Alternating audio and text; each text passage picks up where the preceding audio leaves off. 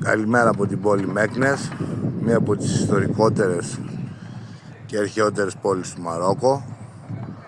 Βρίσκομαι στο κέντρο της Μέκνες, στην παλιά αγορά της Μεντίνα.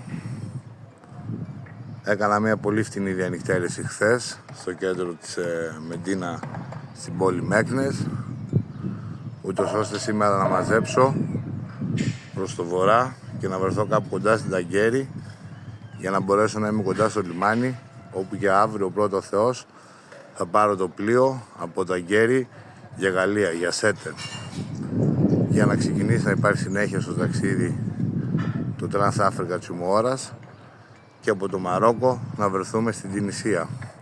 Θα οδηγήσουμε όλη την Γαλλία, την Ιταλία και στη Σιβηταβέτσια θα πάρουμε άλλο πλοίο, όπου και θα μας κατεβάσει στην Τίνιδα. Την καλημέρα μου.